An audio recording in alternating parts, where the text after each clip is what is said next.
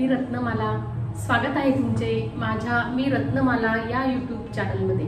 आज मी बनवणार आहे काकडीचा ठेचा। चला तर मग आता आपण बनवूया काकडीचा ठेचा।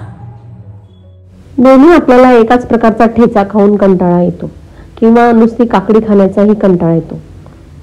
त्यामुळे आज जरा वेगळा असा पदार्थ मी तुम्हाला बनवून दाखवणार आहे। तुम्ही याला तोंडी लावण्याचा पदार्थ म्हटला तरी चालेल। काकडीचा ठेचा बनवण्यासाठी लागणारे सर्व साहित्य मी आधीच काढून ठेवलेले आहे।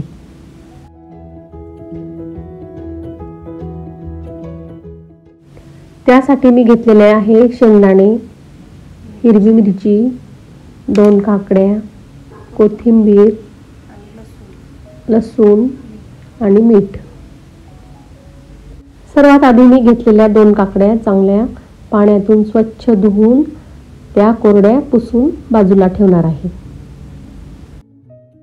त्यानंतर गॅसवर एका लोखंडाच्या तव्यावर मिरच्या चांगल्या लाल होतील तोपर्यंत भाजून घेणार आहे। सर्वात आधी मी मिरचीचे तुकडे करून घेणार आहे, कारण मिरच्या जर अख्ख्या भाजल्या तर त्या फुटून त्या बिया आपल्या तोंडावर किंवा चेहऱ्यावर उडतात। त्यामुळे नेहमी मिरच्या भाजताना त्याचे तुकडे केले पाहिजे। नंतर त्यामध्ये मी आता थोडे तेलही टाकून घेणार आहे। तेल टाकल्यामुळे मिरच्या लवकर भाजल्या जातात। जर तुम्हाला ठेचा कमी तिखट पाहिजे असेल तर मिरच्यांमधील बिया सुद्धा तुम्ही काढू शकता। बिया काढल्यामुळे ठेच्याचा तिखटपणा सुद्धा कमी होतो। आता माझ्या मिरच्या चांगल्या भाजून झालेल्या आहेत। त्यात मी शेंगदाणे टाकून परत चांगले भाजून घेणार आहे। शेंगदाणे सुद्धा तेल टाकून मी लाल होतील तोपर्यंत भाजून घेणार आहे। ठेचा करताना शेंगदाणे आणि मिरच्या सारखे परतत राहावे, म्हणजे ते लवकर लाल होतील आणि चांगले भाजले जातील।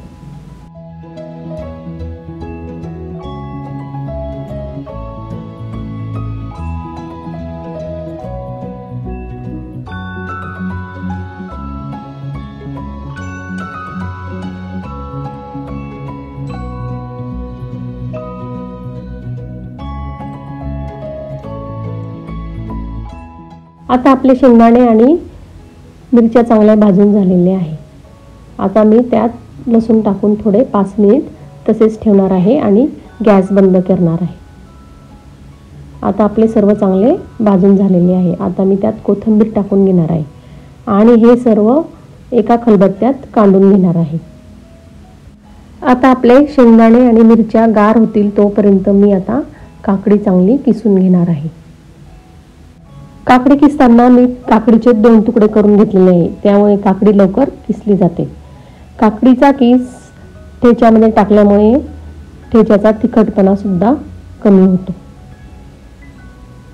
त्यामुळे हा ठेचा लहान मुले सुद्धा खाऊ शकतात किंवा ते आपल्या शाळेच्या टिफिनमध्ये सुद्धा नेऊ शकतात।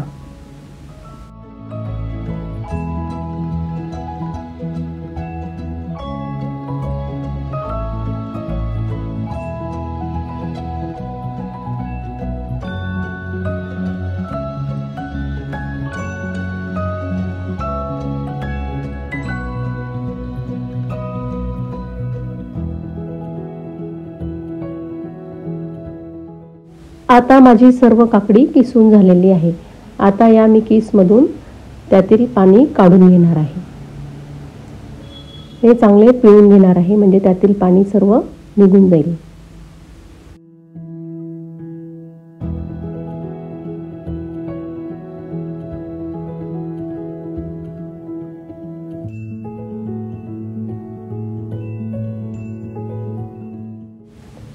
आता काकडीतील किसातील पाणी काढल्यामुळे तो आता चांगला मोकळा झालेला आहे।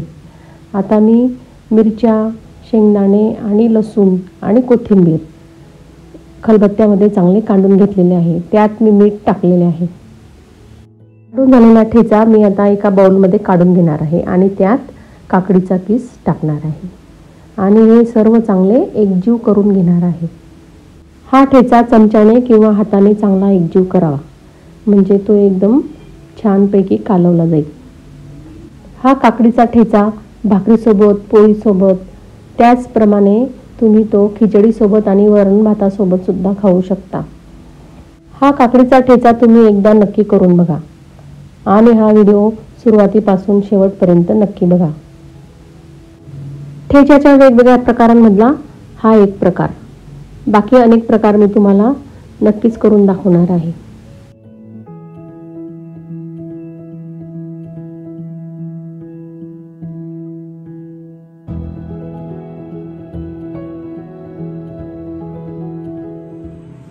कसा वाटला तुम्हाला माझा हा काकडीचा ठेचा? कमेंट करा. माझा हा व्हिडिओ तुम्हाला आवडला असेल तर माझे चॅनल लाईक करा, शेअर करा आणि सबस्क्राईब करा. धन्यवाद.